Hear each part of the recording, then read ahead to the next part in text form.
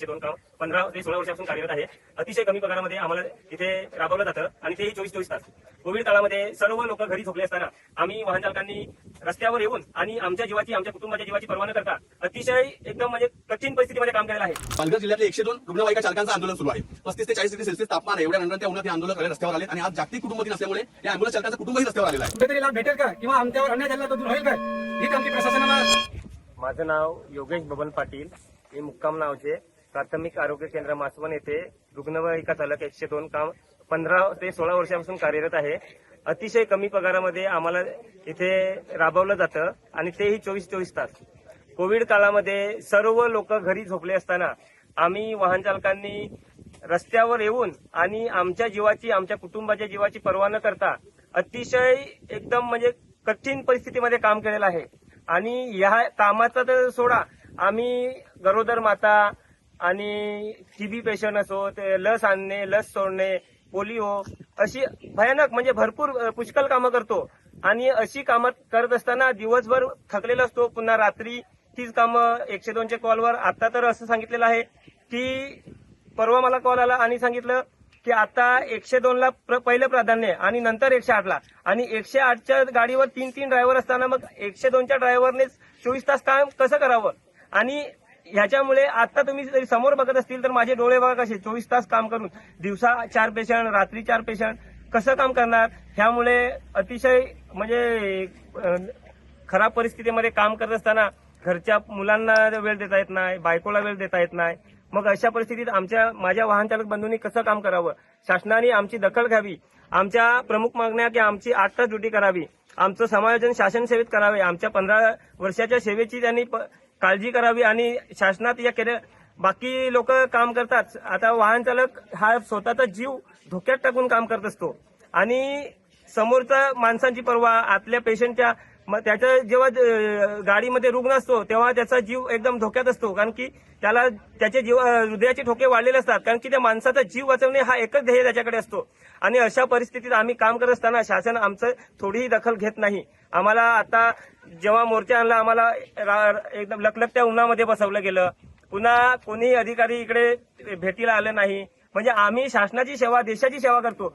जे देश सेवा करतात त्यांचं नाव मोठ्या मानाने घेतलं जातं. मग रुग्णसेविका वाहन चालकाचं नाव का मोठ्या मानाने घेतलं जात नाही, हा मला रोज पडणारा प्रश्न आहे. आणि हे मी सरकारला, शासनाला, मायबापला विचारतो आणि आमची दखल घ्यावी हीच विनंती करतो. आज पालघर जिल्हाधिकारी कार्यालयाच्या आवारात म्हणजे जिल्हा परिषदेवर भूमिपुत्र एल्गार संघटनेच्या नेतृत्वाखाली पालघर जिल्ह्यातले 102 रुग्णवाहिका चालकांचं आंदोलन सुरू आहे. 35 ते 40 डिग्री सेल्सिअस तापमान आहे. एवढ्या रणरणत्या उन्हात हे आंदोलक रस्त्यावर आलेत आणि आज जागतिक कुटुंब दिन असल्यामुळे या अँब्युलन्स चालकांचं कुटुंबही रस्त्यावर आलेलं आहे. यांची साधी मागणी आहे की पालघर जिल्ह्यामधल्या या 102च्या अँब्युलन्स चालकांना एका अँब्युलन्सवर एकच ड्रायव्हर अपॉइंट आहे, यांना रिलिव्हर नाहीये. 24-24 तास यांना राबावं लागतं. कोविडमध्ये आपल्या जीवाची पर्वा न करता जीवावर खेळलेले कोविड योद्धे आहेत, पण आज त्यांची फरफट सुरू आहे. त्यांच्या मागे आजार पण लागले, त्यांचं कुटुंब उद्ध्वस्त झालंय. याच राज्यामध्ये बीव्हीजेचं कॉन्ट्रॅक्ट, बीव्हीजे कंपनीकडे 108 अँब्युलन्सचं कॉन्ट्रॅक्ट आहे. त्याचं अग्रीमेंटची कॉपी माझ्याकडे आहे. 108 अँब्युलन्सच्या कॉन्ट्रॅक्टमध्ये शासनाने बीव्हीजेला एका अँब्युलन्सवर 3 चालक अपॉइंट करण्याची आड घातली. आणि हेच गव्हर्नमेंट जिल्हा परिषदकडे असलेल्या अँब्युलन्समध्ये एका अँब्युलन्सला एकच चालक, हा अन्याय कसा काय सहन करतील चालक. यांनी जगायचं की नाही हा आमचा आज प्रश्न आहे. आणि आमची आज मागणी आहे की या प्रत्येक अँब्युलन्सवर रिलिव्हर मिळाला पाहिजे. या अँब्युलन्स चालकांना त्यांना संविधानाप्रमाणे सन्मानाने जगण्याचा अधिकार मिळाला पाहिजे. आज ते कुत्र्यासारखं आयुष्य जगत आहेत, त्यांची फरफट केली जात आहे, त्यांचा मानसिक छळ जिल्हा आरोग्य अधिकारी आणि प्रशासनाकडे केला जात आहे. याचा निषेध करण्यासाठी आम्ही आज आलो इथे. मी प्रकाश धाकटवाडा, प्राथमिक आरोग्य केंद्र गंजाड येथे कार्यरत. जवळपास 15 वर्षापासून तिथे ऑन ड्युटी सेवा करत आहेत. पण आज आमचा असा प्रश्न प्रलंबित आहेत काय, आम्ही शासनाकडे दाद मागून इकडे तिकडे जाऊन, पण आज शासन आमचा कोणताही हे मागणी सरकारी हे करत नाही. म्हणून आम्ही आज भूमिपुत्र एल्गार संघटनेमार्फत आज हे घड्याळ आंदोलन इथे पालघर जिल्हा परिषद इथे घेऊन आलेलो आहेत. पण आम्हाला जिल्हा परिषदेतल्या अधिकाऱ्यांना विचारायचं आहे काय खरोखर आम्ही जी सेवा करतो त्या सेवेचा आम्हाला कुठेतरी लाभ भेटेल का किंवा आमच्यावर अन्याय झालेला तो दूर होईल काय, हीच आमची प्रशासनाला विनंती आहे. आणि त्यांना जर माणूस म्हणून आमच्याकडे बघत असतील तर त्यांनी खरोखर आमचे जे प्रश्न आहेत ते सोडवतील. एवढे 2 बोलून माझे नाव श्री सचिन प्रमोद ठाकरे. प्राथमिक आरोग्य केंद्र तलवाडा अंतर्गत प्राथमिक पथक तलावली इथं मी कार्यरत आहे.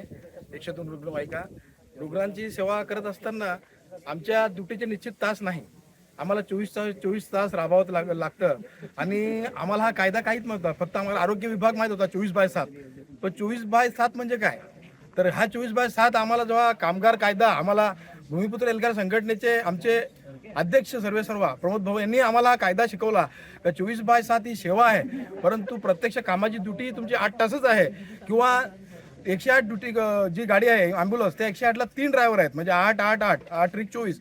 त्याप्रमाणे या गाडीला पण 3 ड्रायव्हरची मागणी सरकारकडे आहे. मग तुम्ही 102 वर 24 तास कसं काय राबता. हा कायदा आम्हाला नंतर माहीत झाल्यानंतर आम्ही संघटित झालो आणि भाऊंच्या माध्यमातून आम्ही आज इथे जिल्हा परिषदेवर धडक घड्याळ मोर्चाचं आंदोलन केलं.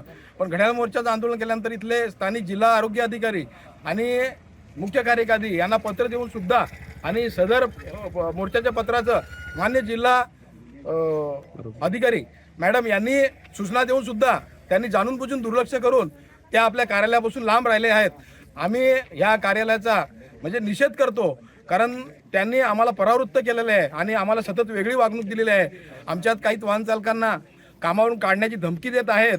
पण मी त्यांना सांगू इच्छितो की कुठल्याही आमच्या कामगारावर तुम्ही अन्याय करून दाखवा आणि त्याचे परिणाम काय होतील ते आम्ही तुम्हाला आमच्या संघटनेच्या माध्यमातून दाखवून देऊ.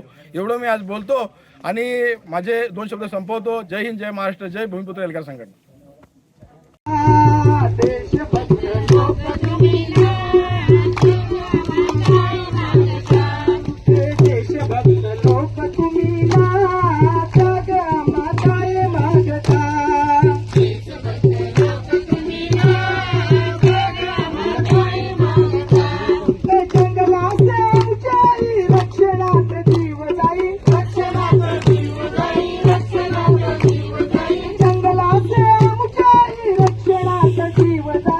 हॅलो हा नाही पवार साहेब मीटिंग मध्ये